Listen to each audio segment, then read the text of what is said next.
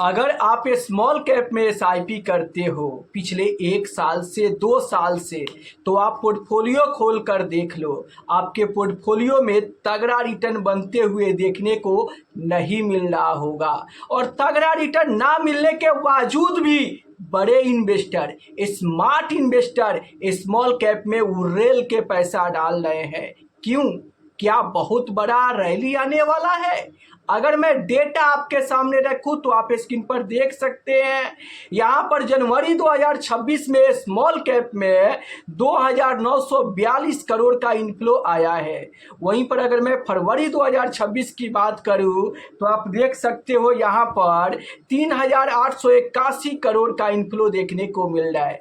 अगर मैं मार्च 2026 की बात करूं तो 6264 करोड़ का स्मॉल कैप में इनफ्लो आया है। और अगर अप्रैल 2026 की बात करूं तो यहाँ पे 6886 करोड़ का इनफ्लो स्मॉल कैप में आते हुए देखने को मिल रहा है। ये डेटा साफ बता रहा है कि जनवरी 2026 से ज़्यादा पैसा मार्च 2026 में स्मॉल कैप में आया है और मार्च 2026 से ज़्यादा पैसा अप्रैल 2026 में स्मॉल कैप में आया है। तो आखिर क्यों इन्वेस्टर स्मॉल कैप में भर भर के पैसा डाल रहे हैं, जबकि पिछले 1 साल 2 साल से स्मॉल कैप में रिटर्न ही नहीं बना है? अब आप बताओ कि रिटर्न ना बनने के बावजूद भी स्मार्ट इन्वेस्टर, बड़े इन्वेस्टर क्यों स्मॉल कैप में पैसा डाल रहे हैं? अगर मैं बात करूं कि सबसे ज़्यादा पैसा किस स्मॉल कैप में डाला जा रहा है तो डेटा आप देखकर चौंक जाओगे। जी हाँ, बंधन स्मॉल कैप फंड की मैं बात करूं तो आज से ठीक 1 साल पहले बंधन स्मॉल कैप फंड का यूएम साइज 10,000 करोड़ का हुआ करता था और सिर्फ 1 साल में बंधन स्मॉल कैप फंड का यूएम साइज बढ़कर 25,000 करोड़ का हो चुका है। कैसे? क्यों? क्योंकि इन्वेस्टर इस स्मॉल कैप में भर भर के पैसा डाल रहे हैं, तभी तो इस स्मॉल कैप फंड का यूएम साइज सिर्फ 1 साल में बढ़कर 25,000 करोड़ का हो गया है।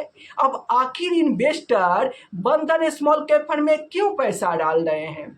तो इसका सबसे बड़ा कारण है कि 3 साल में बंधन स्मॉल कैप फंड ने 32% का तगड़ा रिटर्न दिया है। 5 साल में बंधन स्मॉल कैप फंड ने 25% का जबरदस्त रिटर्न बना कर दिया है और यही 3 साल 5 साल का रिटर्न देखकर इन्वेस्टर आज भी इस स्मॉल कैप फंड में पैसा डाल रहे हैं। दूसरे नंबर पे मैं बात करूं तो Nippon India small cap fund है। इस स्मॉल कैप फंड का भी यूएम साइज पहले 66,000 करोड़ का हुआ करता था और अभी Nippon India small cap fund का आप यूएम साइज देखोगे तो यहाँ पर 72,000 करोड़ का यूएम साइज हो गया है। क्यों?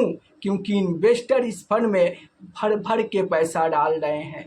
क्यों डाल रहे हैं? क्योंकि Nippon India small cap fund ने 10 साल में अपने इन्वेस्टर को 22% का तगड़ा रिटर्न बनाकर दिया है। अब देखो, भले पिछले 1 साल से 2 साल से स्मॉल कैप में तगड़ा रिटर्न नहीं बना है, लेकिन अगर आप लॉन्ग टर्म रिटर्न देखोगे, 3 साल 5 साल या फिर 10 साल का रिटर्न देखोगे तो स्मॉल कैप तगड़ा रिटर्न बनाकर दिया है। और लंबे समय का रिटर्न देखकर ही आज भी इन्वेस्टर स्मॉल कैप में भर भर के पैसा डाल रहे हैं। क्यों? क्योंकि उनको अपॉर्चुनिटी दिख रहा है। कैसा अपॉर्चुनिटी दिख रहा है? तो देखो, पिछले 1 साल 2 साल में रिटर्न ना बनने के चलते आगे स्मॉल कैप फंड में एक तूफानी तेजी आ सकता है और तगड़ा रिटर्न मिलने की संभावना ज़्यादा है। क्यों? क्योंकि ये इतिहास बता रहा है कि जब जब स्मॉल कैप फंड में लगातार 1 साल 2 साल तक रिटर्न नहीं बनता है तो उसके अगले साल एक तूफानी तेजी आता है और उस तेजी में सबसे ज़्यादा तेजी स्मॉल कैप स्टॉक दिखाते हैं और अपने इन्वेस्टर को तगड़ा रिटर्न बनाकर देते हैं।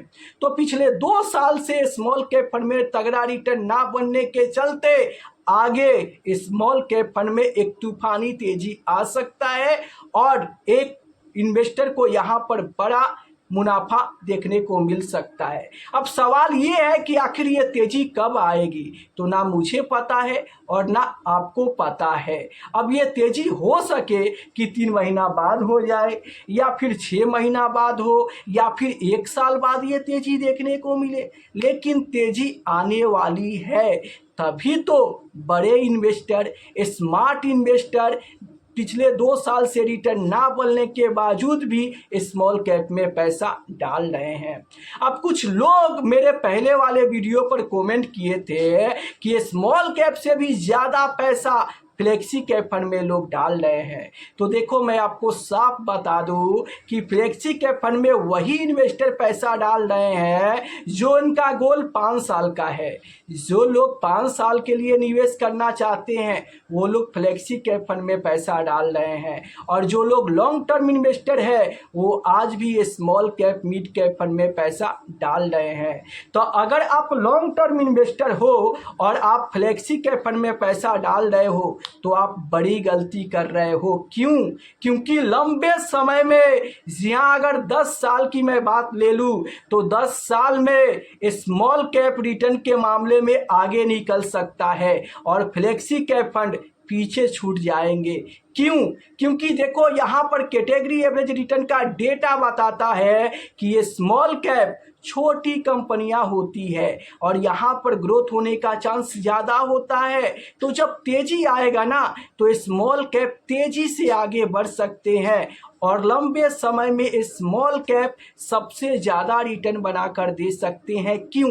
क्योंकि ये छोटी कंपनियां होती है, ये ज़्यादा वोलेटाइल होते हैं, गिरावट पे ज़्यादा गिरते हैं और तेज़ी में भी ज़्यादा तेज़ी से चढ़ते हैं। रही बात फ्लेक्सी कैप फंड की, तो देखो, फ्लेक्सी कैप फंड में आपको थोड़ा उतार चढ़ाव जरूर कम देखने को मिलेगा, लेकिन रिटर्न भी कम मिलेंगे। तो अगर आप यहाँ पर वोलेटिलिटी झेलना ही चाहते हो तो स्मॉल कैप की वोलेटिलिटी झेलो। उतार चढ़ाव झेलना ही चाहते हो तो स्मॉल कैप की उतार चढ़ाव झेलो, ताकि उतार चढ़ाव झेलने के बाद भी आपको तगड़ा रिटर्न मिले। अगर आप वोलेटिलिटी लार्ज कैप की झेल रहे हो तो क्या फायदा है? क्योंकि आप उतार चढ़ाव को झेलोगे, लंबे समय तक इन्वेस्टेड रहोगे, लेकिन रिटर्न आपको स्मॉल कैप फंड से कम मिलेगा। जी हाँ, मैं आपको साफ शब्दों में बता दूं कि अगर आप 10 साल के लिए फ्लेक्सी कैप फंड में इन्वेस्ट कर रहे हो तो स्मॉल कैप फंड से आपको 2 से 3% रिटर्न फ्लेक्सी कैप फंड में कम देखने को मिलेंगे। क्यों? क्योंकि ये डेटा बता रहा है कि रिटर्न के मामले में small cap fund flexi cap fund को पछाड़ सकता है। अब आप कहोगे कि रिस्क तो वहाँ पे कम है, तो अगर आप लॉन्ग टर्म इन्वेस्टर हो तो कम रिस्क लेकर ही क्या करोगे? जब लंबे समय में वेल्थ छोटा बनेगा, लंबे समय में रिटर्न कम मिलेगा, फ्लेक्सी कैप फंड से आपका गोल 2 साल लेट से पूरा होगा। तो अगर आप हाई रिस्क लेकर हाई रिटर्न बनाना चाहते हो तो आपको लंबे समय के लिए स्मॉल कैप में निवेश करना चाहिए। अगर आप 5 साल 6 साल के लिए निवेश करना चाहते हो तो फ्लेक्सी कैप फंड बेस्ट हो सकता है, लेकिन लॉन्ग टर्म इन्वेस्टर को जैसे 10 साल 12 साल 15 साल के लिए आपको स्मॉल कैप में इन्वेस्ट करना चाहिए, फ्लेक्सी कैप फंड से दूरी बनाकर रहना चाहिए। क्यों? क्योंकि लंबे समय में यहाँ पर फ्लेक्सी कैप फंड से आपको रिटर्न कम मिलेंगे।